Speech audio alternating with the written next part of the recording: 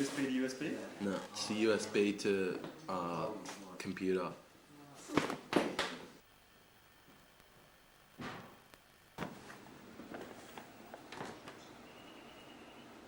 What's the time? 8:10. Oh, sweet. I'm going to bed. Sleep more.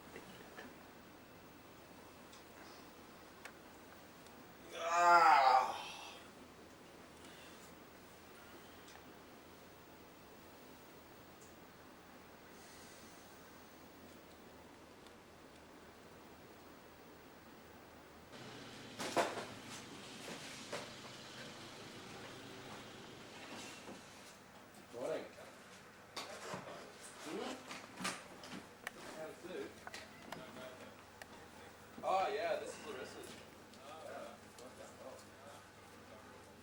Oh really? Oh, I can't even rest of my use it actually. What? Mosquito net. Mosquito net. Oh really? Yeah. Awesome. Last night I got attacked. Really? I felt like I was in like a horror film. I woke up at 4 in the morning.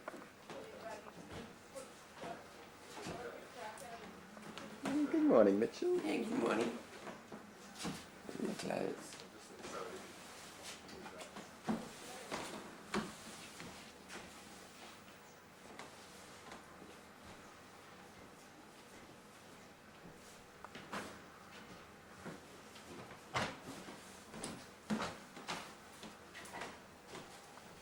Is that well?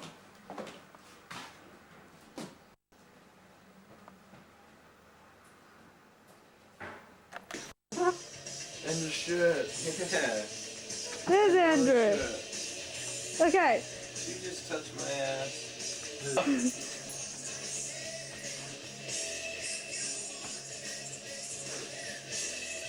But come out a bit more, Andrew, so I can see you.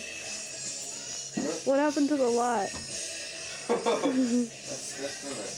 Don't be fucking the baseball bat, man.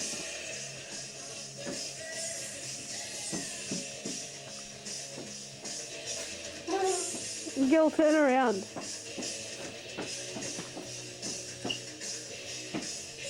Look at Baby, have fun. Yeah. Look. That's a wrap. That's a cut. No, it's not. Keep going. Right, if you want to do it more, you can. This has like no focus whatsoever. It's alright, you don't need to focus.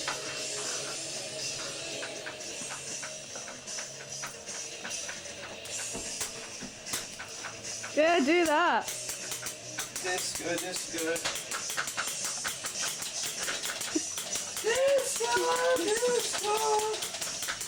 Hands everywhere flying around. Oh, there's so much Satan. Oh. I like this ring, man. I know, it's so nice. Yep, finished. It's a cut. Yeah, we're Cut done. that wrap. We're done. Cut. Oh, I'm cold again. Cold again. I'm on the cold again.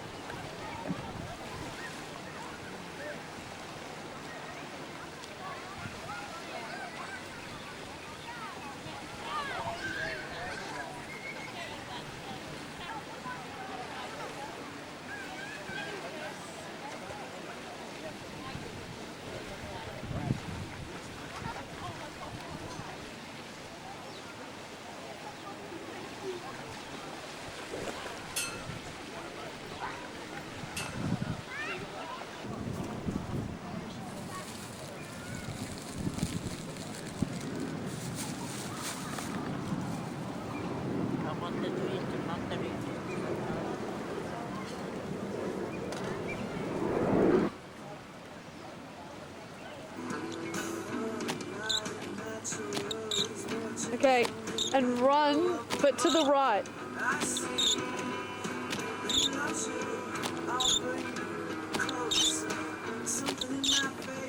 Okay. Now run towards me. Okay, run the other way.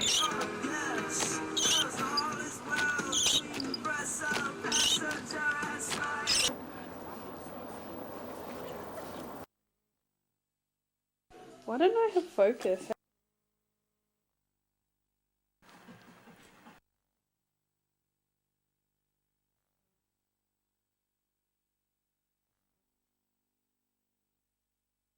Why don't I have focus? How do you...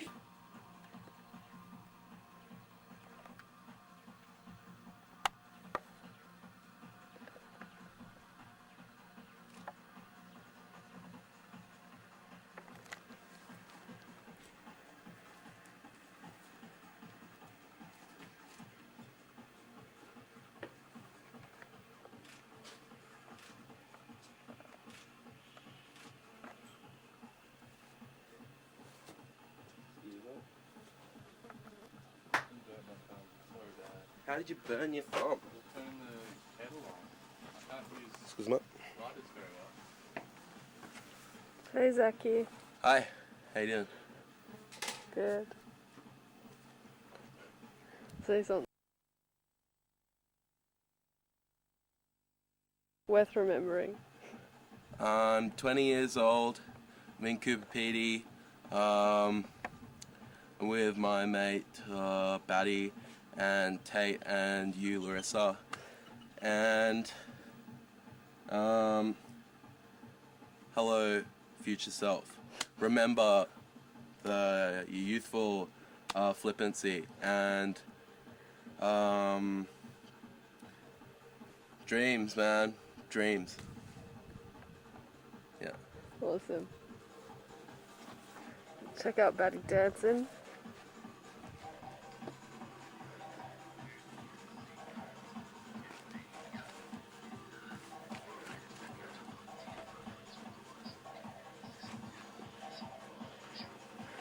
Ew!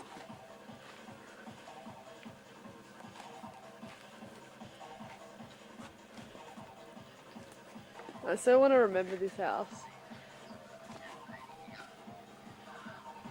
Let's go on a tour.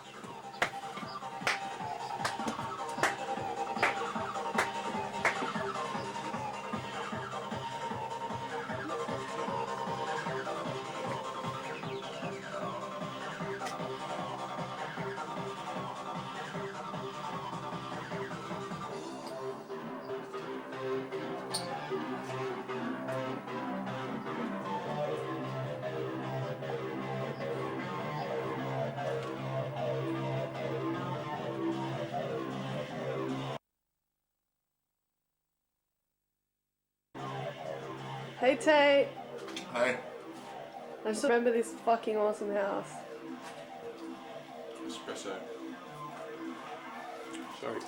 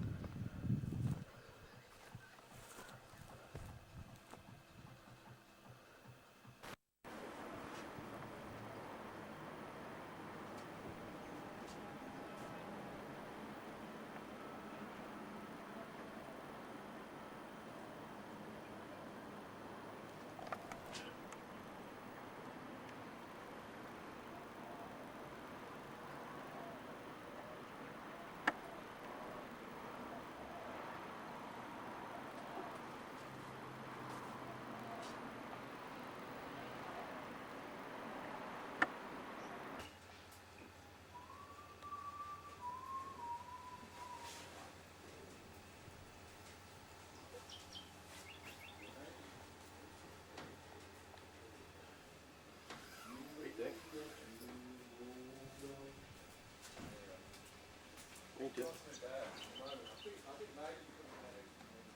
Don't waste footage, mate. Go on.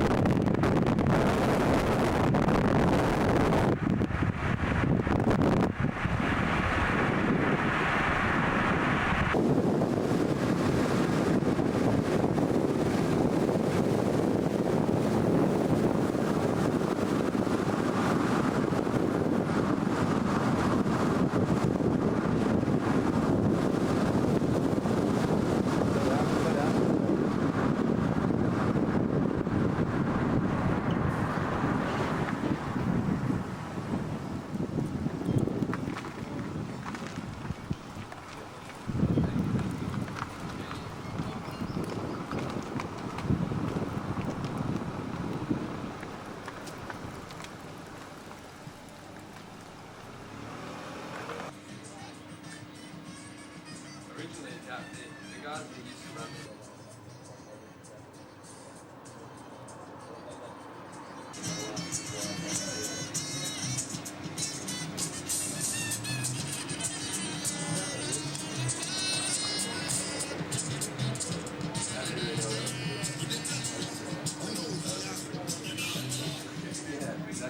doable. And then next year come back when we've and then like spend a bit of time in Perth getting some shit together, like stools and whatever else we need, like go to his op shops and the tip and all that. And then come back up next year, and I'm gonna get Muzz hopefully to give me some like accounting advice so I can keep track of all the money. Because You just do that through correspondence. yeah, he said he'd do it on the phone. He was going to try and come up here. I was going to pay for his flight, and he was going to come up and like help with all the business side of things. Because I'm fucking useless at that.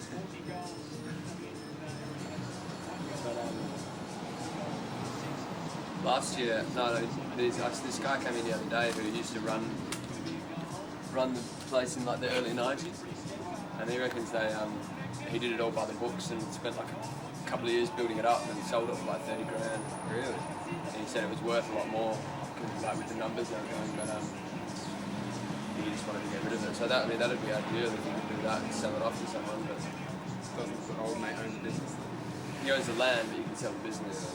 Some business which come in the lease or whatever. But we haven't. The Captain Rob who owns the place. We haven't even. I've never even met him. I've spoken to him once on the phone. He's like this tripper. He goes up to Vietnam and apparently ate too much acid when he was younger. And yeah, you can't even understand a word he says on the phone. He's speaking. Yeah, I'll come down there soon, Darwin.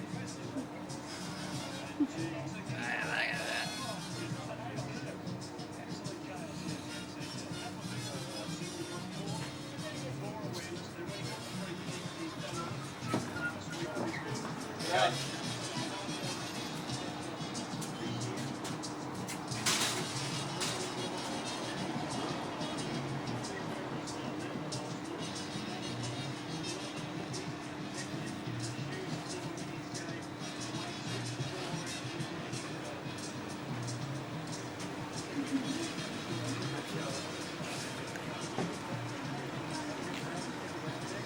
There's a special on at the moment as well.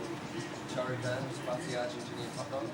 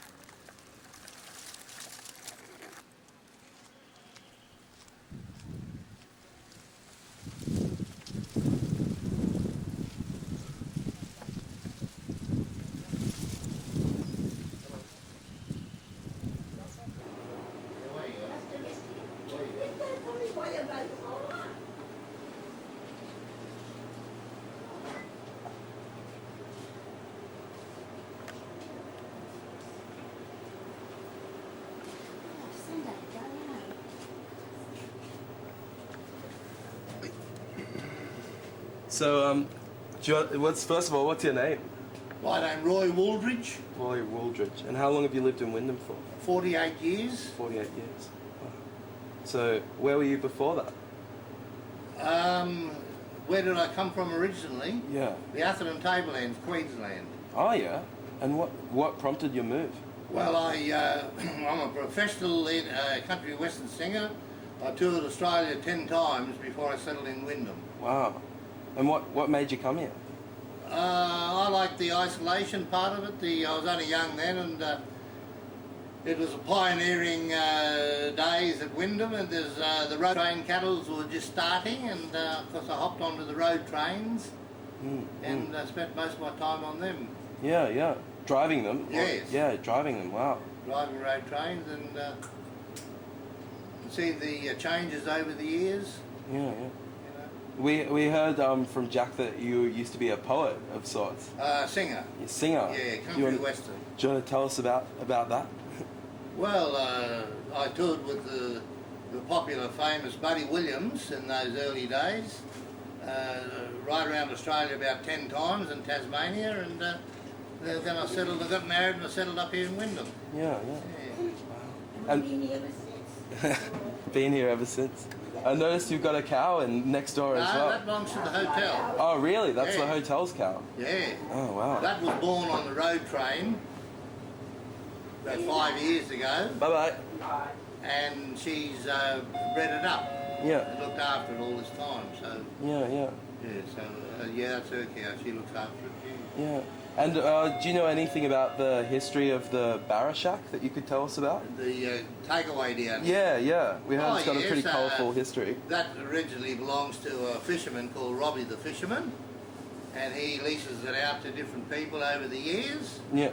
And there's been several people there, and selling barra burgers and fish and chips, etc. You know, there's new people there now running it, so which is very good because otherwise there's not much down here to eat. Yeah. You know. And do you know about this character, Honest John? Well, that used to be his place as well. Yeah, yeah. Yeah. How did he earn the name Honest John?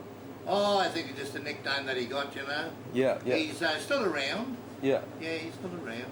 Yeah, yeah. And we also heard about some people doing a motorbike show in town. Just motorbike? Yeah, like Wheel of Death sort of motorbike No, thing. I haven't heard. You haven't that, heard no. about it? Oh, okay, okay. Do you want to tell us a bit about your shop? Things you sell? The shop? Yeah. Yeah, the shop itself, the building was put up just after the 1942 war. Yeah. The building came down from around Columbaroo with several other buildings back to Wyndham here and then put up here. And this particular shop originally was a butcher shop and a cafe and cordial factory and things like that. Cordial factory, wow. Yeah, and then when I came in 1964, it was a cafe then. Yeah. And she closed down, and it was closed for many years. And I reopened it again in 1996. Yeah, And yeah. been here ever since. Yeah, yeah, yeah. Yeah. Yeah, wow. And so when you were doing your country and western singing, what was your inspiration? Like, what drove you to it? Well, I was a young boy on a dairy farm up in the Atham Tablelands, and we used to listen to the country music every morning when we were milking the cows, and I suppose I was cut out to do a bit of yodeling and singing. Yeah, yeah. And then I took on the guitar playing a 12-year-old, and I became, I thought, a bit of all right. And then I done a lot of singing and playing around Cairns, and till I was about 20. And then the famous travelling show Buddy Williams. And who's Buddy Williams? And I joined him. Who's Buddy Williams?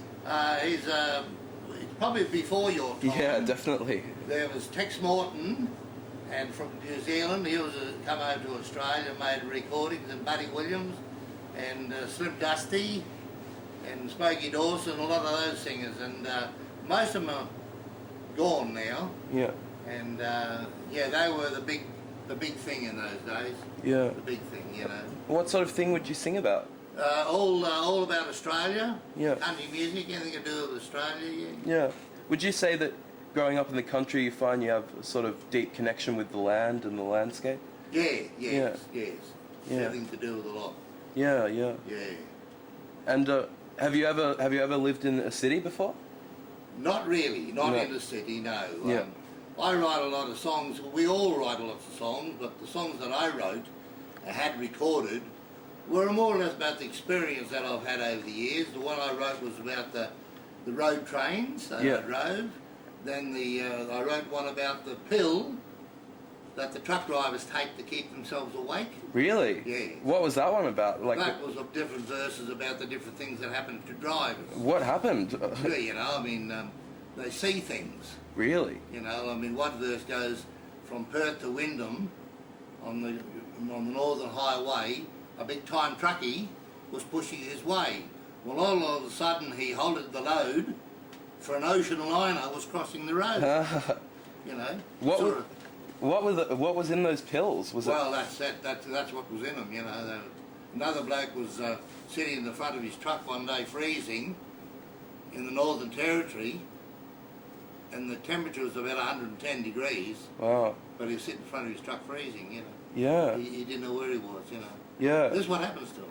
Yeah. Did you ever take those pills? No, when you... no, we yeah. never took them. Yeah. We didn't have to take them. The company I worked for always gave you plenty of sleep and plenty of time. You know? Yeah. A lot of truckies, they didn't sleep. You know, they just kept push. Yeah. And what do you reckon happened to them long term?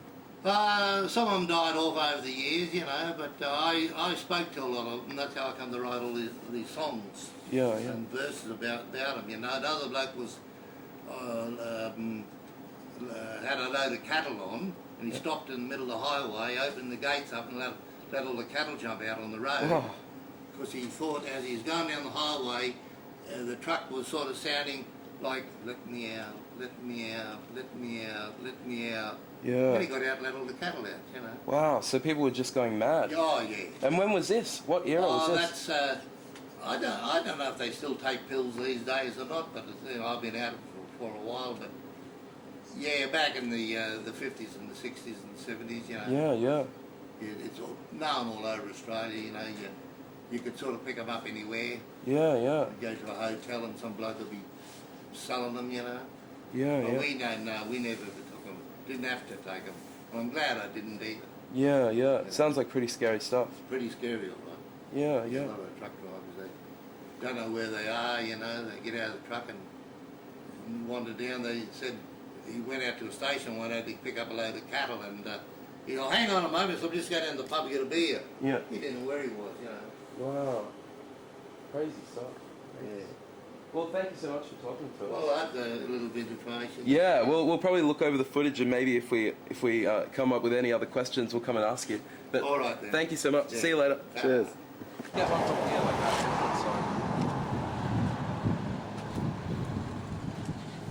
This would have been bikies pushing speed. Get one from here and then get one from a bit closer. Right.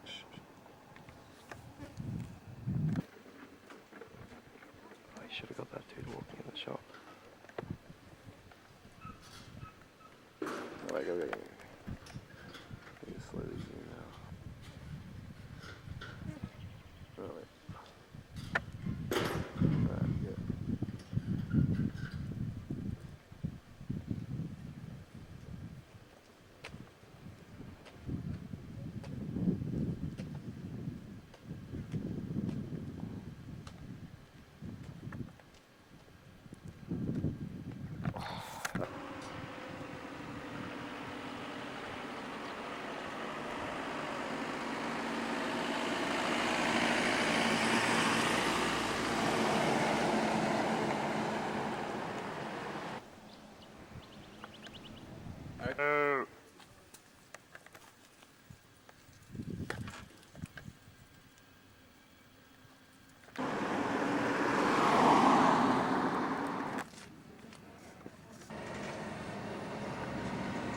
Get this truck.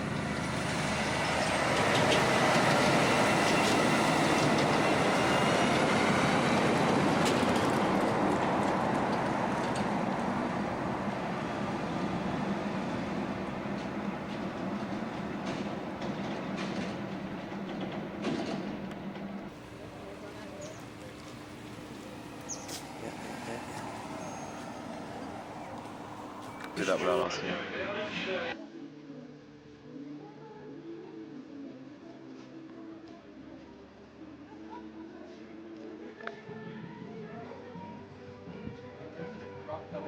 Ages away. Stop filming.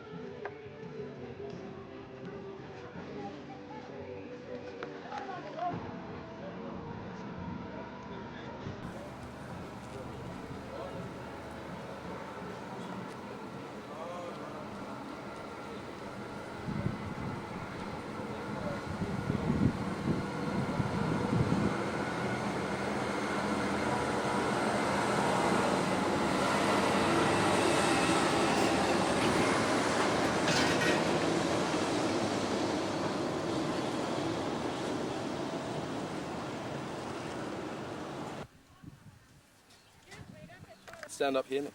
Yeah, that's You it. should stand up. No, this is alright.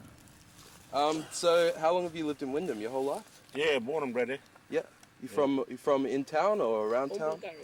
Yeah, I live in town, back in the 3 Mile. Yeah. And we heard that Wyndham's the hottest town in Australia. What do you think about that? Yeah. Pretty hot up here, but Yeah. Marble Bar is the hottest. Marble Bight. Marble Bar, yeah. Whereabouts that? There's down near Geraldton somewhere. Yeah, yeah. Kalgoorlie. Yeah. What? And we're from Melbourne. We don't have any crocodiles. You got any interesting stories Yeah, we got about big the crocs? We got big one, mate. Yeah. Yeah. Ever seen one come out of the water? Yeah. We see look Yeah. every time we come Pretty scary. on the weekend. We see a lot of crocs. How do you get away from a croc if it's coming after you? They have no chance. You stand away from the water, yeah. Just stand your distance and Yeah. readily go past. Stay away from the water, yeah. Yeah. Yeah, yeah. And so you're a ranger. What's that? Yeah. What's your job? You look after the country. You look like you go out to different places around here, you know, and check on sacred sites and everything. Make sure Sacred sites. Yeah. tourists don't go in there, you know, touch things like that. Yeah, yeah. Yeah, like rock art painting and stuff. Yeah. Like that. So there's lots of painting around here. Yeah. Yeah, you get a couple of paintings. in there. Yeah, yeah. Yeah. Mainly up the coast, up to say the King George and Berkeley. Yeah, yeah. You get a lot of rock art painting up there. Rock art paint. Yeah. Needs to be protected. Yeah. Yeah, you gotta look after it, you know, make sure people don't. Tours travel on that area too on the boat. Yeah, yeah, yeah. Boats go up there, tourist boat. Yeah. You got to stop them from going. Yeah. in. They Yeah. done touching things. We noticed a lot of the boab trees around here as well. Yeah. Real amazing trees. Yeah. Yeah, the boab trees in Africa apparently. Yeah. Someone, from your country. someone was telling me Porja. yeah, someone was telling me that might have apparently been water, yeah. Africa and Australia used to be joined, and there's like similar land, similar country in Africa. Like we do carving here, bob carving. Yeah, boab carving. Yeah. Is that a water monitor? No, yeah, it's a goanna. Goanna. Yeah, we saw some water monitors down at the grotto. The Yeah. grotto, you know that place? Yeah. Yeah. Big ones. Yeah. What do you call goanna in your language? Kandala. Gondola. Gondola. Gondola. Or Barney. Barney. In Burma they call it Barney. Yeah, broom This for side that. is a It's gondola. sort of blue water. Yeah. Language, you know? Yeah, yeah, yeah. Yeah. Barney and Burdo for kangaroo. Yeah. Wonderful. They in Federal, they say Malalo, people came. Malo. What do you call it? Malo. Marlo. In Federal. Do you want to tell us about the painting you're doing? Shame. Yeah, it's a bit. Yeah, I don't like to on the camera. So. Yeah, yeah, fair enough. That's the Wanjana. Wanjana. Yeah. That's that side and Davy side in Gibb River. Yeah, Yeah, Gibb River. Gibb River's over there. Yeah, that side, yeah. Yeah, Close to Fitzroy. yeah, yeah. Wanjana Gorge, Davy side, yeah. Yeah. We heard that there used to be a really good art centre here, but it's closed or something. Yeah. They want two Yeah, or 50. I think it's close at the moment, yeah. Yeah. I think it's got one on the way out the street as you're going past some blocks, past the rubbish stop, you got a art thing there. Yeah, yeah. Do you paint? Nah, my missus paint, sorry. Yeah, yeah. Yeah, this is my missus here. Oh, hey. Fiona. Fiona. Yeah.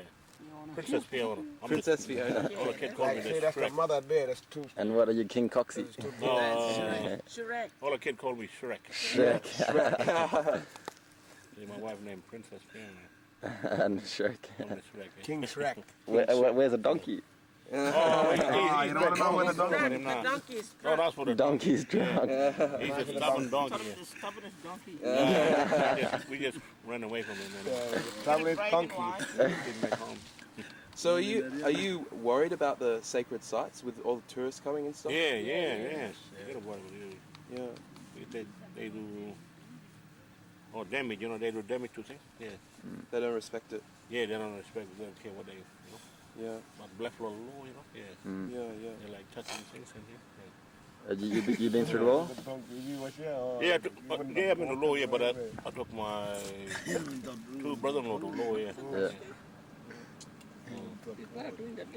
Are the young fellas still going through law?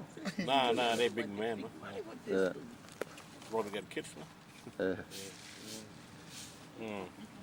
And so what can you do to protect the sacred sites? Just keep tourists away. Yeah. Are they secret? They're secret Yeah, spots? like we put up signs, do not Yeah. touch and do not enter all this. Yeah. Yeah. But they still come. Yeah, they still go out there, Yeah. You can't be there all the time, you gotta be Yeah. busy in town, Yeah. We Once in a actually, while we do a bit of field trip. Yeah. we actually did DWN or SPS, put it on TV. Nah, Oh I think no, just- no, we are not connected like that to yeah, we're just making it for Just for ourselves. ourselves. Maybe we'll send a copy to Jack and we'll Yeah, see it. yeah, you can Yeah, watch it. Yeah. Yeah, because we study art in Melbourne. Like Okay. I study sculpture, like making sculpture. Oh, yeah. But But everybody got different culture. yeah, yeah, Yeah. and it's just as interesting stories around here. Lots of folk with lots of stories. Want to document it. Yeah. Where you and mom? Well, thanks so much for talking.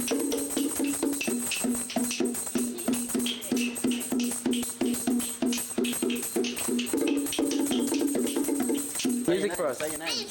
Play a little song.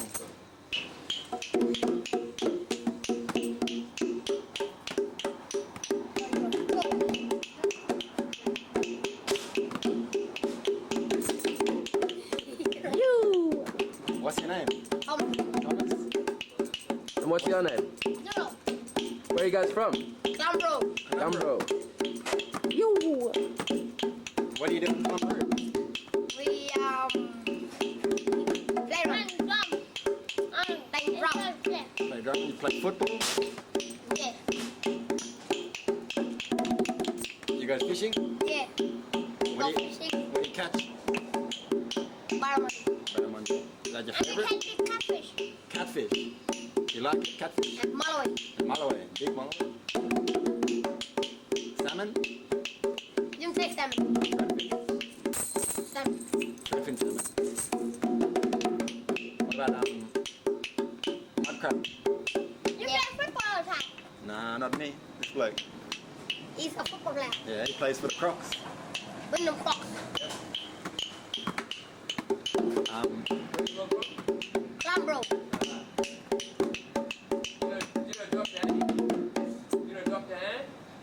Annie. I know him. I know him. Lady doctor, she goes out to Colombo. Yeah, he's living with the blue wig and the blue kind. Yeah, that's Yep. my mum. He's black. Nah, she won't. She got you. You got it. Yeah. I'm the other one. I play on drum. I play. Yeah, kids growing up in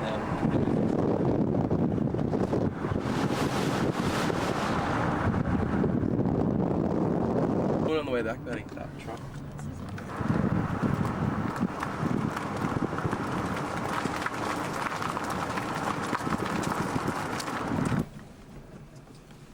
Hey. Hey. Hello. Can't remember the names. Sasha, maybe? Hello.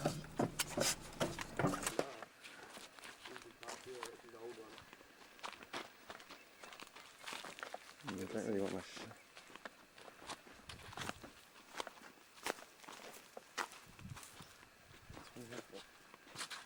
This one.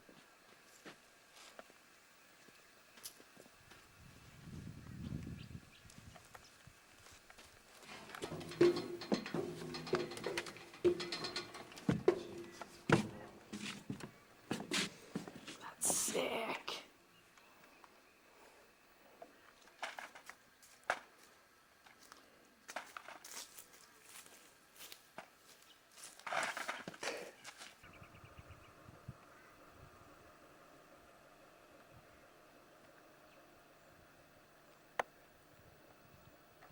Showman. Look at that fucking thing hanging over his face.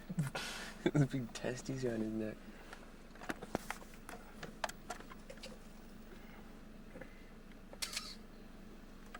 Gobble gobble.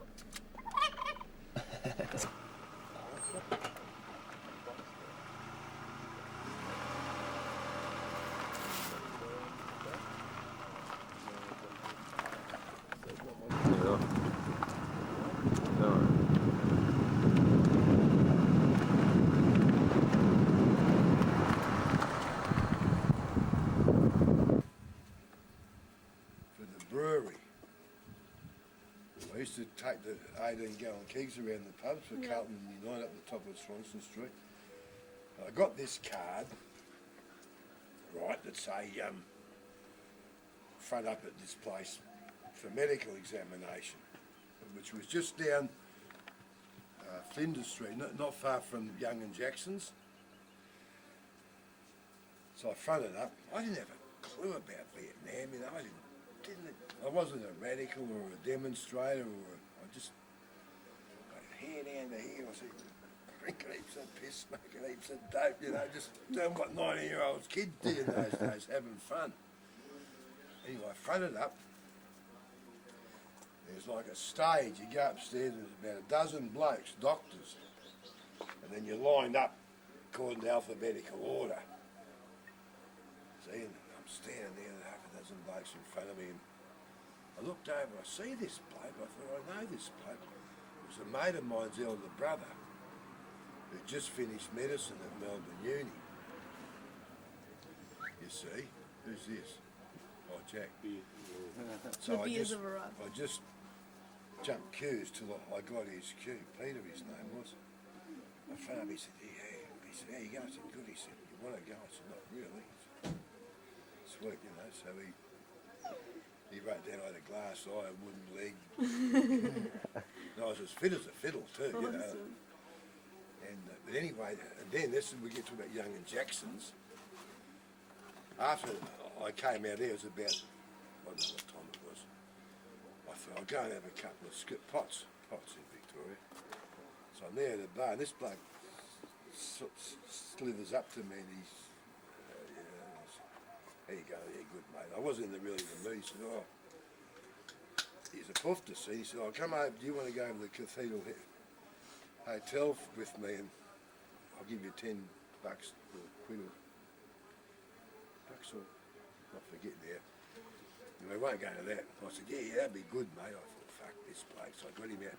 He walked out the front of the pub and I grabbed him and like But where'd you grab him? the wall, grabbed him by the throat, right outside Young and Jackson's, the busiest section in Melbourne. Belled the shit out of him. Next thing, the coppers have got me, because there's coppers everywhere around that intersection. Next thing you know, I'm up in Russell Street, up in the head detective police station in Melbourne, up the top of Russell Street. I'm having a real good day. I'm off to Vietnam. I've just been decently propositioned by a bloke. Now I'm going to get yarded for fighting in the street. As the last time I've been in Young and Jackson. What are we talking about Young and Jackson? Hey? Young and Jackson's is the pub. Yeah, we're talking about the art gallery, eh? Just wandered in, eh, didn't we? Well, I did. Oh, you must have. 1979, I think it was. I was in Perth and was in a bit of trouble, so I shot through up north in an old Falcon ute, just he swang. A lot of young blokes did in those days. I ran into some blokes I knew in Broome. Broome was a good town those days, not the tourist trap it is now. And then a bloke said, oh, I can tee you up with a job carting cattle with Buntines. The old cattle carting mob that used to be up here. Yeah. Carting cattle from the stations into the meat works. I robbed him Wyndham a Sunday morning, and the club used to have a good session out there on a Sunday mornings. It was stinking hot, and I rocked up and I was had about £3 in my pocket, $3 or whatever it was. The club was open. I thought, I'll go in here, have a couple of beers. I'm looking at it, I thought, geez, this joint looks like a hole, you know. So I went in there, that's about 11 o'clock on a Sunday morning, roll out there about 3 o'clock in the afternoon, and I pissed out of my mind. I ran into a lot of blokes I knew, you know, and started working here. I've always come back to this joint ever since. It grows on you. My spirit's here, wishy spirit's here. And you just keep coming back because there's something about it. And that's how a lot of blokes turn up here. All these little towns in the northwest, in the old days, you ask a bloke his name and you accepted whatever name he gave you. You didn't ask any more because they're all on the run. All dodging the coppers, or dodging paying cop tax to some Sheila or something, you know, and they're all on the run or done something bad. Good bloke. So that's What did you do? No, I didn't do anything. I was just Oh, I'd be up to a bit of strife, and I go to that, but bloody. Didn't they, all those blokes in those days, that's how they got up here. The Wild West. A couple of my mates that have made a big quid now, cattle buyers and that, like Spoof was one, Bushy? He was in court in Perth, and the beak said, go north, mate, or go in. And Spoof said, oh, on me way, Your Honour. And off way they used to go. Yeah. Yeah, go north or go in. Because every young bloke in those days, when the northwest was just starting, they head up north, and it was good dough in those, which still is. It's virtually the same it is now. The money you can make within scale. All the young blokes used to head north, and a lot of them never went back for various reasons. What about Ivan the Russian? Well, John told me briefly about him, but I'm not 100% sure of his story. Greg Forrest would be better on that. yeah. But he jumped That's John's ship. brother? Hey? Is that Steve's brother? Yeah. Yeah. Or Freddie Mills. Any of those old wharfy blokes. Yeah. But he jumped ship. No one even knows whether he's a Russian. Can't understand. Have you met him? Oh shit, yeah, I've known him for 30 years. Yeah. He just lives up there, on top of that hill. Oh, I might be able to see it from there. No, you see the shit. An old caravan. Is he with the army truck? That old Yeah. Yeah, we saw it driving in. I thought that was. Yeah. I wasn't sure if it was that one with the caravan or was another. But he one was after. camped in Billy Lee Tong's joint. Where was he living before that? Where was Ivan? No, when did he get the caravan? Was that old Freddie? I don't know, but he's owned that block for years. It's just an old concrete slab on the side of the hill. And he was camped in Billy Lee Tong's joint in the port there, and they had a blue over washing machine or something. And Billy Lee Tong's as mad as a beat, actually. And so was Ivan the Russian. So Ivan said, I fucking go here. He went up there, wasn't even a caravan, just rolled his swag out on the ground, was camping there, eh? But his mate Freddie had an old caravan, took it up there for him. So now that's his spot. Yeah. And that bloke redefines the meaning of the word tough, mate, eh? Really? He used to come when I first had that joint where Jack cooks in there now. Yeah. He'd come across from the pub on a Friday night. I went, 12 egg, cooked now. He banged his elbow, didn't he? Okay. Righto, I've sit down, mate. And I Dozen eggs. fry him up 12 eggs. He'd sit there, eat them. Does he have anything else with it, or just? No. 12 more. Off he go. There's the characters in this joint, eh? Yeah. No one knows. Have you seen him? No. I think I saw him briefly when I went for a run across the marshes and I went past and he got a big beard. Yeah, Skinny- and skinny his looking face guy? tells 1,000 stories, eh? Jane wants to paint him, eh? He's just Bent all over his face. oh, God, he's 70 odd now, isn't he? Ivan the Russian.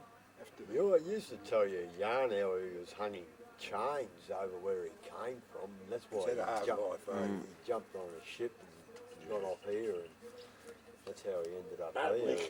Never look back. Yeah, you know how you get the old blokes hung in chains. Oh, he was hung in chains. Yeah. He's hunting. No. Wow. Up on a wall, hanging on a wall. Like You know, in the Wizard of Id magazine. Wizard of Id or one of those. He looks like he just come down off. off the wall, eh? Yeah. Haven't you seen him? I've seen him just that once. He's still the only clothes he's got is a wharf, Old wharf shirt and old pants. wharf gear. It's all grey. He still wears He's a it bit to this stooped day. over now, but he's bloody, Yeah. he's amazing bloke. But he would have come from Eastern Europe or Russia or something. He jumped ship. We had a bloke here who was Romanian and he spoke exactly like him. We thought he must have been Romanian. He drink, jeez, he drink. He's been working on the wharf for years, eh? So he still works there? No, not anymore, no. He doesn't know what round it is now, eh? He slips in. But he can still have a yarn to him when he wants to. Where does he get his coin for the beers? Eh? Where does he get the money for the beers? Well, about 10 or 12 years ago, they were going to shut the wharf and all the wharfies got to pay out. I think they got about 240 or 50 grand each. I can't remember now. They all got different amounts. Yeah, but depending on how that, long they've been there or not. Whether you're an Australian. But that bag up the pub got the lot off Russia. So was there a big party in the months following in Wyndham? He just drank the lot, yeah. Still drinking it. That's what blokes do. But he's got no possessions as such, has he? But he just... I'd love to know his real story. It'd be interesting, eh? He's only just here. Come and see him, takes him. Not many blokes can say that, my age. Hey, never told a lie. Oh, that's John. I don't know, that was it. Was it when you first came here, like when you're saying about all those blokes who just kind of like running away and like up here? Was it like The whole- free, sort of wild sort of place? Oh shit, yeah. Yeah, Yeah. kind of like New Frontier. There's no rules in those. That's the territory. Darwin was good in the old days. Yeah. And Broome? Territory. Broome was excellent. Broome would have been wild. Yeah, there's All the no pearlers tourist traps and full of pearl divers and truckies and ringers and and the roebuck, it's all tarted up now, all tourist, yuppied up and gen wide and all that bullshit. There's an old joint with the wooden veranda, the mangroves, the dirt right out the front, and the mangroves in front of that, and the luggers. The rowie. Yeah, the luggers pulled in and had bat-wing doors. I think they're still there to this day. You'd be out on the veranda drinking long necks. Yeah. And chucking them into the mangroves. There's two bars. There was the Blackfellas bar where the Blackfellas liked to go, and then there was the other bar, but everyone used to mix as well, you know. It's pretty multicultural, bro. The Pegram brothers, they were called... Scrap metal? Scrap metal, yeah. Scrap metal. I'll give you a bit of Pegram brothers just to give you... Do you have a lighter? Yeah. I've got one. Oh, you got one? Oh, so Been to Broome yet? I'm from Broome. Oh, well, you're right there. Yeah, I know. But these other fellas haven't heard the Pigrams. I thought I'd seen you before. I'm pretty good mates with Dougie people, but I don't know the other ones. Well, I know Steve and... They used to come up on the state ship. There's no... Getting the truck up here was virtually didn't happen. I'm going back years ago. But the meatworks, all the cattle came in, they were walked in by drovers. Yeah. They used to come down there or over there. They just muster them in. And each mob of cattle from different stations, they had to keep them separate. So anyway, this mob would come in, they'd put them in the yards and the meatworks would kill them. Then there might be 3 or 4 more droving plants out the back, top licking, out the back, waiting for their turn to bring their cattle in. The drovers, there was no fences or yards to put them in, so the boys had to stay with them and keep them in hand themselves. And they've just finished a droving trip. They're perishing, these blokes. They all want to get on the piss. So enterprising people used to have little pubs. They used to knock them up out of just bare sheds and that. Out there, the boys would all be in there pissing on while they're waiting to get their cattle into the meatworks. Even down the gold fields, those little gold towns, there's just nothing there now. There used to be a dozen pubs there, those joints. Because Halls Creek, I forget how many pubs was in Halls Creek in its heyday. Butchie's a bit of an authority on local. Local pubs. Oh, yeah. No, you can't even buy full strength beer in Halls Creek. Bullshit, isn't it? You can't buy stubbies in Wyndham. Because they reckon the mob... Bottle each other. But the mob don't buy. Yeah, they buy the bloody stubbies, the they 30 buy block cans. cans. Because they get 30 in the carton. If they drop a stubby, they break it. They drop a can, they can pick it up again. Get it down them, you know. It's just bullshit. It's not the way to bloody go about it. No, totally wrong, eh? It's a little more about education rather than bloody restriction. I went past Turkey Creek. It was, just the afternoon, it was still daylight coming back from Derby in my truck. There's about 4 or 5 new houses they built at Woman there because they got washed out in the flood or some bullshit. And whiz-bang houses, well, sort of steel and iron, but nice joints. You'd love one yourself. And they're there. And all the mob, they're all out in the veranda and sitting out in the ground around on the house. dirt. They don't want that sort of house. It doesn't mean anything. No. They don't like living inside. They keep things in there. And I suppose if it rains, they go. And all them old people... Different to us sitting here now, mate. We're not in there, are we? Really? We heard about a bloke whose ashes were buried under the bar. Oh, Les. Les. He used to run the carton store up at the meatworks. In the old days. Les. What was his other name? Jesus. Les. Good old bloke. When the meatworks closed, he got paid off and just... Hit the piss. He used to camp in the shed. Yeah, he used to camp in the shed just near the new jetty up there. Yeah, it's just the one just behind where the work dongers are, where they're building the maritime construction. That one sitting on like, next to the small museum. stools, yeah. So you started the takeaway. Yeah. So do you want to tell us your name? Jamie Forrest. Jamie Forrest. And you live in Wyndham? Yeah, I've been here for 11 years. Yep. 12 actually. And how old are you? I'm 12. You're 12. And so you ride motorbikes, is that right? Yeah, race them and yeah, we ride them. We do a lot of death-defying stunts with them. Death-defying stunts. And what do you think about Wyndham?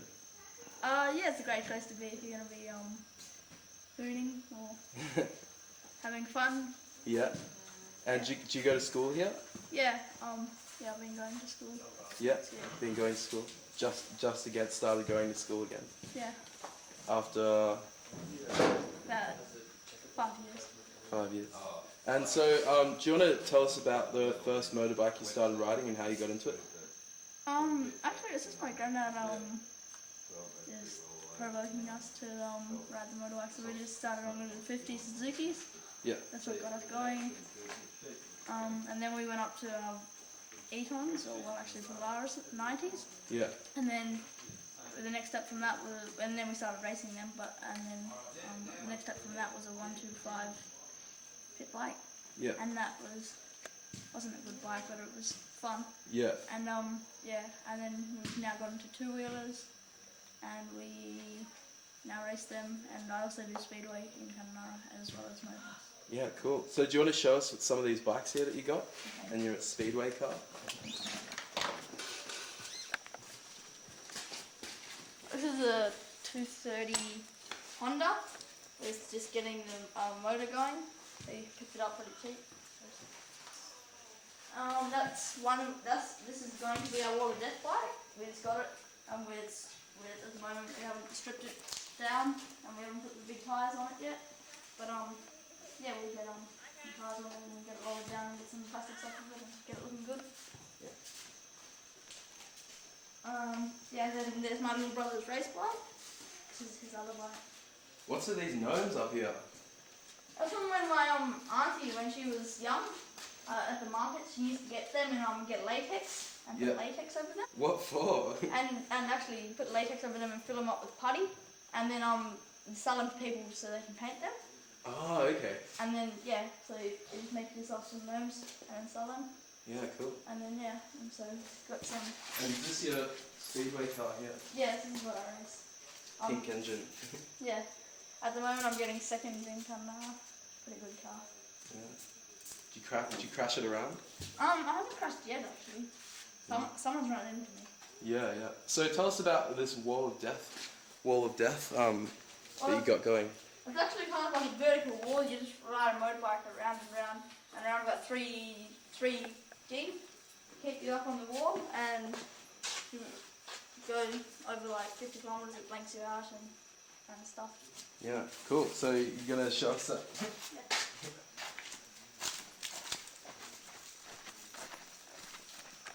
Got a little hole there from coming down a bit. You wanna go up? You should come up the top, Nick.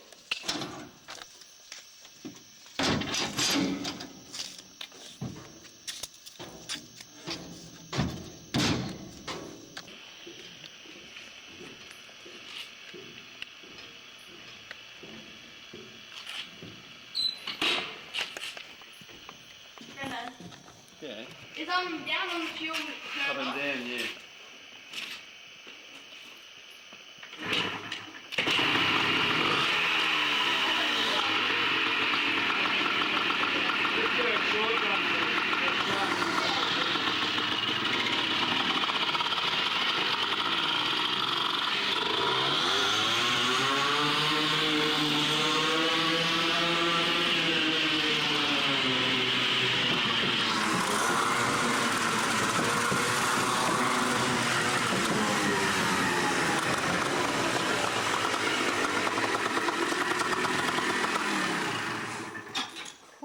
Need to quickly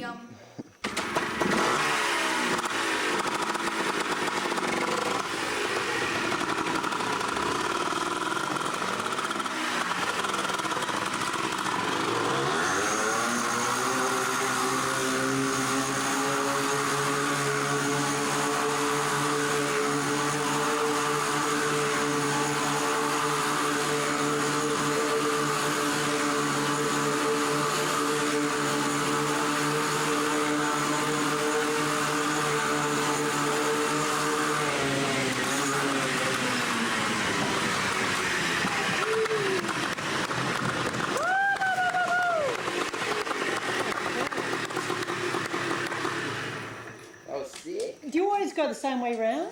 Wheel loading. 37.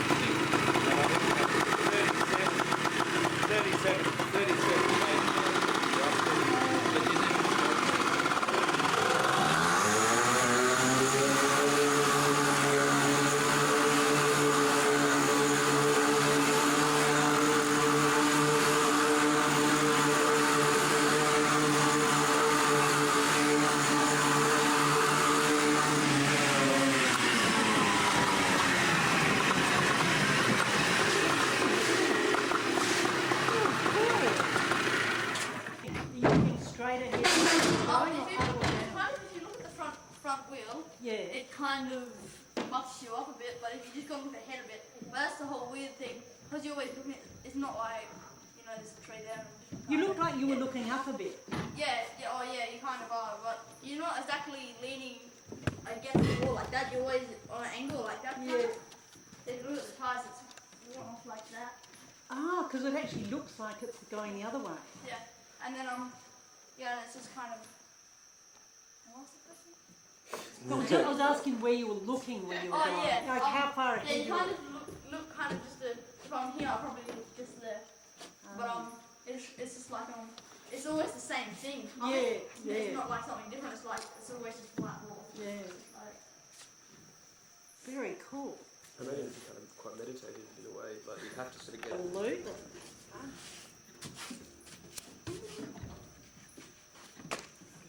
Just tell us your name for the film. Hi, I'm Steve Forrest. I'm Jamie's granddad. And you built this thing? Designed and built it, and it all breaks up. There's 16 of everything. It breaks up, and there's a triaxle trailer over there. It all breaks up to nothing. All these things they pack up. They're 1.2 metres wide. They finish up being about about a metre high. Those segments that you're standing on, the viewing platform segments, they're the same. They finish up about the same height, and it all packs up, and all the red steel work that pokes in under the chassis of the trailer. So yeah, it's it's fully tramped, fully portable. Yeah. I can put it up and pull it down on main, although it's really hard work, and it'd take me a day and a half to do it on main. But if I had a couple of young, strong blokes, we'd probably get it done much quicker. But Jamie will be able to give us a hand soon.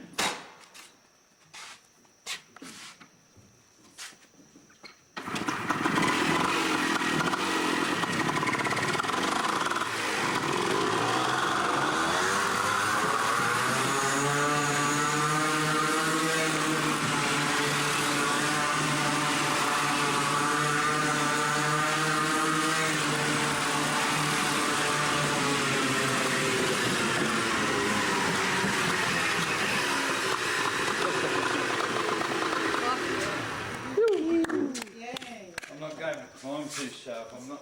Yeah, fair enough. Oh yeah, every now and then that's soft colour. It's green.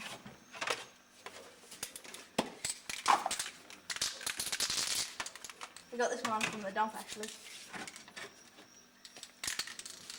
That's a green background. Just do it down there. Yeah.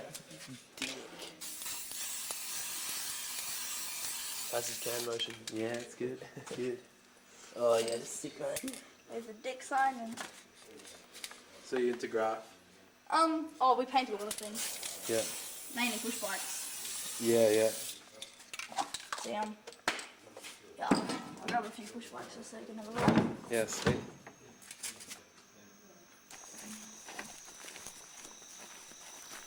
Well, they were strong backpackers, and they came to Wyndham, and when they brought this thing here, I was pretty much fucked, and they put heaps shitloads of paint on it, and I actually got a good deal with them. I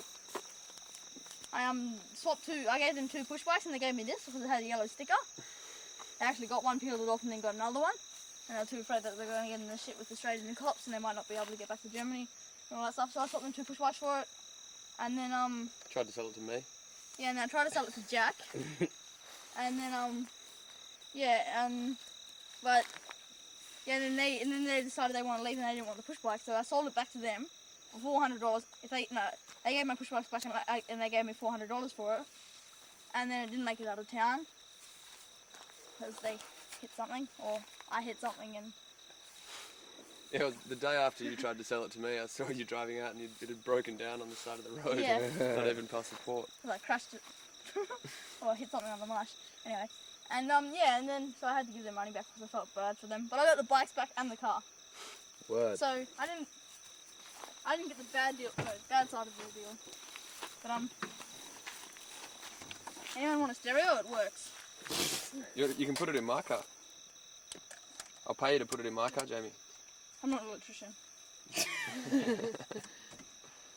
It'll fucking cost you $200 a minute or something. No, I have no shit. But that's a pretty good thing. If you wanna buy it and like no, I don't want to buy it. I got no money. Buy it for $100, and then for this little movie, you can like throw it off a bastion or something. And for me, I could say now, yeah, it was a great adventure, but it was rather a stressful time. But this house was here then, and I actually worked on it. I did some repair work. Not repair work, I dug a French drain out the front there for the owner that owned it then, and the place wasn't sort of lined like you see now with asbestos, good, healthy, good stuff. It was just bare walls inside and a dirt floor. And the kitchen wasn't much better than it is now. Yeah. And yeah, this is about the only record of this was in 1938, so it's the same age as me. Yeah. And the plan is for both of us to fall over at the same time. The asbestos is holding it up. The termites have left. Yeah. And the woodwork, you know how you've seen woodwork, where the termites have been, you know. Yeah. Almost as if you could eat it. And they have eaten it, so that's all gone, yes. So when did you first come to Wyndham? Well, in 1958, right, I was here for about a year, and then I swore I would never come back again. I really hated it. I couldn't cope with that sort of lifestyle, the society. We then had natives and Europeans. If you were white, no matter where you were from, born in Australia or not, you were European, and the rest were natives. And I didn't like what I saw. Took me many years to work out. I swore I would never come back, and then I came back exactly after 40 years. So I'm still trying to work out whether I was in the desert or came back to the desert. And I came back in 98, just for a week, just to find out what was still haunting me about Wyndham, although I hated it. And what was haunting me obviously turned out to be a bit of karma and destiny. And I've been here ever since. And I've done more, I suppose, with my life, if that's the correct phrase, with my life or about my life, than I did those 40 years, 50 years before.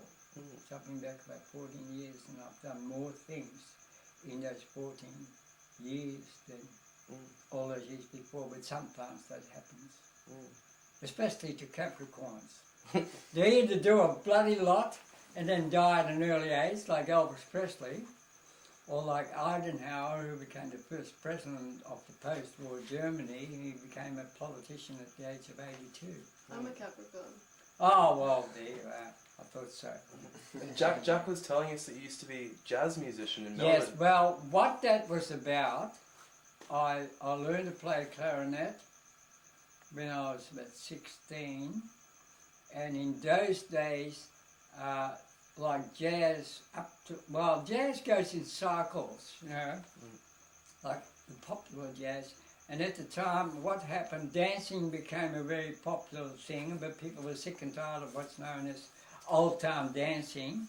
So a lot of not jazz club, but jazz dances started in the cities. Every church hall had a dance every fortnight. And the traditional jazz was the thing based on the New Orleans jazz, you know, the front line of trumpet, clarinet, trombone, and big band sort of stuff. Well, that sort of thing. And bands are so desperate for musicians that if you could hold an instrument, you got a job. So I played with about 3 or 4 jazz bands. 2 of them became, after they got rid of me, got better clarinetists, they did all right. Yeah, and I played for years off and on. I even played here in '58 at the race ball. That was then where the community club is now, but that was the 6 Mile Hotel. And yeah, over the years since, I did a bit. I went to Melbourne after that and played with bands, did a bit of TV work, all that sort of stuff. But if you don't have the real natural talent with musicianship or any form of art, then you'll only go a certain distance, you know, because technique is not everything.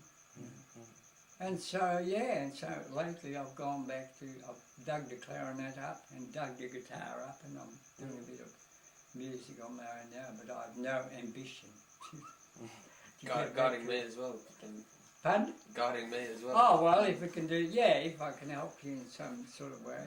But that's basically, that's a short version of the story. Yeah. Do you want to maybe you could Give show us a demo? Show us around the house and like talk about what you fill your days with and when. Oh, what I fill my days with? Well, that's easy. Do you want to show us around the different rooms of this old house? All right. Well, I'll start the day off. This is my coffee table. If we have a look at it, right? Which is also my sleeping platform, right? And because I'm short, I don't need a big bed. So I start the day off. I get out of here. And yeah, and I turn the radio on, then the kitchen. Let's go in the kitchen. Very basic kitchen, as you can see. This is the original wooden bench that was here when I came here in 1958. But when I came back, they actually had a stainless steel sink there, right? And that's just the stove top, the old stove's gone. When I saw this in '58, that was a actual, a wood-fired stove was in there, because in those days they had no electric power, you know, unless you had your own generator going. And that's it, so I've just made it up out of bits and pieces to suit my stuff, you know, to put my painting stuff here and all my rubbish and whatever. Then that's the spare room. And the other day I stepped on a big centipede and he didn't survive. Luckily, this is just my junk room. That was the original bedroom, and how people could sleep in here in the hot weather is just amazing. But this is just my junk room. When you get to my age, you can live exactly the way you want, you know. You don't have someone haunting you and telling you, oh, don't do that, don't do this, and all that. So that's the shack.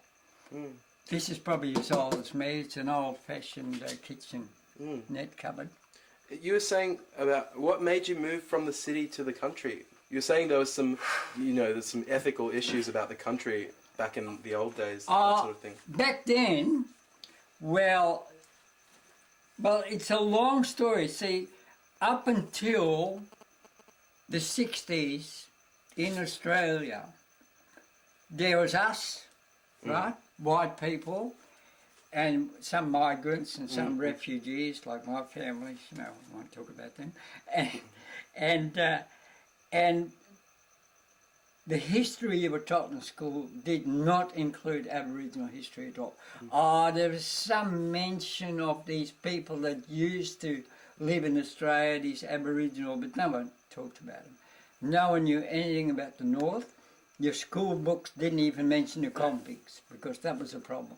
Our convict past. So when I came up here, I virtually had never seen an Aboriginal. Never seen one. And that was, and fortunately I met the right people, because at the time, the first 4 Aboriginal families that actually lived in houses, if you like, in this area was actually in the gully. We had 4 Aboriginal families living here. 3 were brothers, and originally they were little kids. They were taken to the mission when they were little kids, and I became very well attached to one of them, an older man than me, and he sort of, he helped me through a lot of difficulties without too many words. So I never forgot him, and when I came back, I met up again with his son, and then with his children, other children, the daughters and all that. Actually, if you have a look at that, that's actually, you know, the last will and testament. And this house goes to his great-grandchildren, you know, as a sort of gesture across a century now that we've all spent together. But, that's... At the time, although he tried to help me, he sensed, like Aboriginals have that sort of sixth sense, he sensed that I was in trouble. And I know why. I've been in trouble since the day I was born. And that's only since I came back the second time that has been resolved. So sometimes you need a lifetime to sort something out. So thanks to him in a way, so I came back. But the legend is that mountain brought me back. That brings a lot of people to Wyndham, and this spot around here. You know, the gully is an interesting place. We know it's haunted, and we know it has a past. But so that's And then in '98, well, the story is in '92, a lady that I met in 1980, and I still know her. She was on the phone today. Being she was younger, she's about 60 now, so she was of another generation. And she met me and realised I was still working through a lot, as we all have to do. She said, why don't you sort of go to Holland, you know, and search for your roots there and all that. So, which I did in 1992. And that sort of didn't help me at all. There were still sort of problems, all sorts of shit, you know, that happens to a human being. And then she she said, well, why don't you go to Wyndham and have a look around for a week or whatever? I said, that place, I swore I would never go back, you know. And she said, you talk about Wyndham a lot, and yet you hated it and you never go to, even if you got paid $1 million. I said, well, contradiction, but that's what life's about, contradiction. She said, well, I'll pay airfare and you go and see what happens there. And about 6 months after, she came looking for me. Yeah, that was interesting. Yeah, and I've stayed here ever since and had an incredible life. But who knows where it'll go from here? I don't really know. There's a change happening now. So. Then I got involved. I worked with Jurignani, which is an Aboriginal corporation, for many years as a tourist, guide, educator, whatever.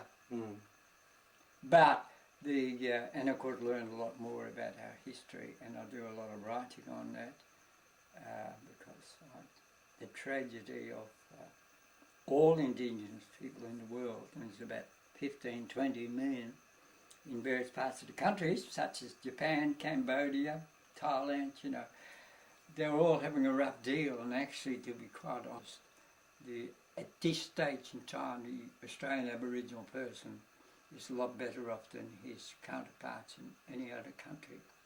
Canada had a similar history of this style and business and all that.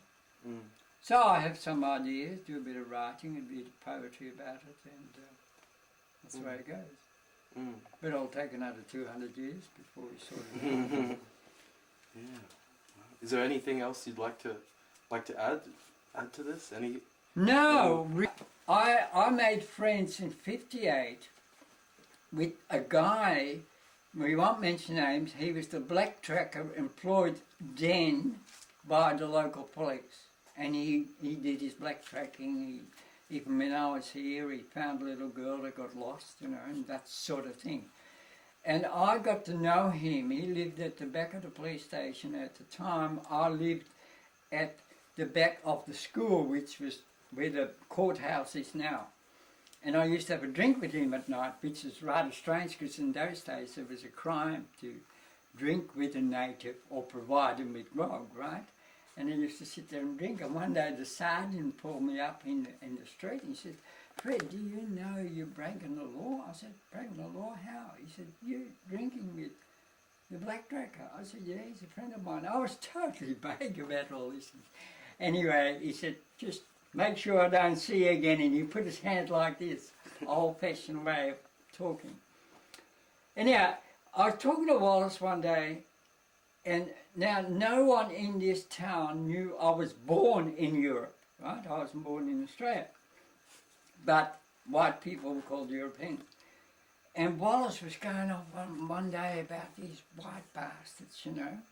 And I'm sitting there talking to him, having a beer out of a bottle. And he said, those fucking Europeans, you know, they ought to all be bloody killed and everything, you know. And I said, but Wallace, I said, why? He said, oh, they killed us and stole the children, you know, he had his rave and ran. And I said, yeah, but I'm European. And he really shocked me what he said next. He said, yes, but you were born in Europe. And it took me 20, 30 years to find out what he meant.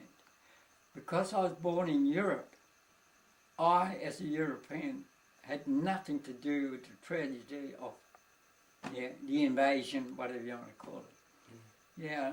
Now, but here's the worst part of it, that took me years to come to grips with. Then he started talking about the famous massacre that happened here in the 20s, where the police party went over there and killed a few people. And he started talking about that, and he said, I was the tracker that took the police and showed them where the people were.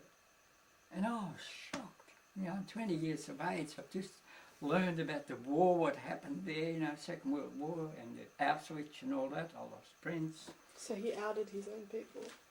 Yeah, I said, but Wallace, how could you do that? And he said, oh, they weren't my mom. And I couldn't understand it. It's taken me years to find out what he meant and what is behind all that. It's just so complicated. Yeah, the old culture, where the old culture has gone completely astray. But that was interesting. But he had a great influence on me because I spent half my life trying to work out what he meant and what he said. And when I came back, I found out he had been sung to death. Yeah, that's an interesting story. When he retired, instead of going back to his home country, because the police used to get natives from one home country to work for them in another home country, so there was so they didn't bother about no what fines, they did. yeah. Exactly. But he stayed, so he was sung to death. Yeah, he finished up in hospital, but he just died. They knew, they'd got him. That's the way it goes. But that's a little story about Wallace. But then I found out part of the story didn't fit, but then I realised there was another massacre in 1938. The other one was in the early 20s. And the one in 38, not many people know about, actually. So he was involved in probably the second one. So it gets very complicated, these things, yeah. But that's what Australia's about. It's a strange country with a strange destiny. And there's lots to be looked at. But that's it. Anything else? Yeah. Thank you so much for that. Really interesting. You've talked to honest John. Things like that. Yeah.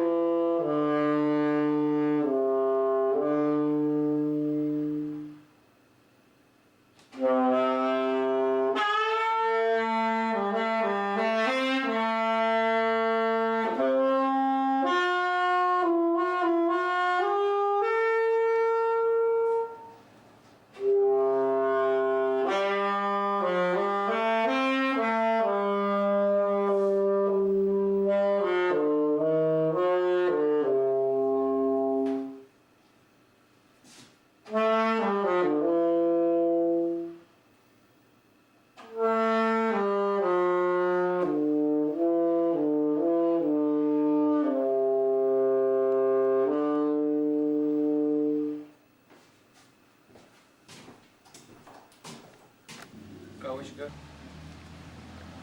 So what's your name, mate? Jack Mitchell, And where are we? Wyndham, And what's this place behind you? Baraba. And what's the Baraba about? Oh, it's just a place for people to come and eat. Takeaway, dine in, fresh local food, hamburgers. So how long you been in Wyndham for? 4 months, more or less. 4 months. First day we opened was on Easter, the Easter weekend. So have you call yourself a local? No, not yet. Yeah. Have you Right. met a few of the locals? Met a few locals. Want to give us a brief kind of rundown on some of the locals? Some of the locals.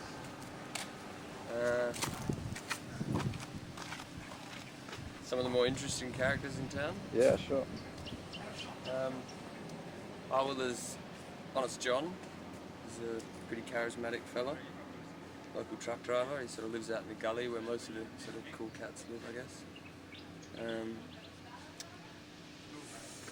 Fred, my saxophone teacher, ancient ex-jazz musician, sort of lives a pretty lonesome life now, but he's also out in the gully. My dad cooks in there. He's almost a local. He's been here a couple of years. Pixie next door, she's definitely a local, but she's shut today, so.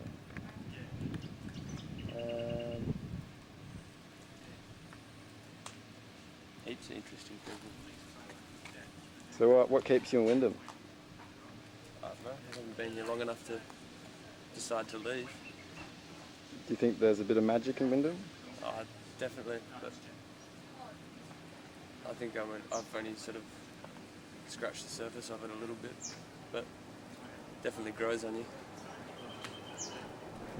Sunsets, actually, that's one of my favourite parts of Wyndham. And documentary makers.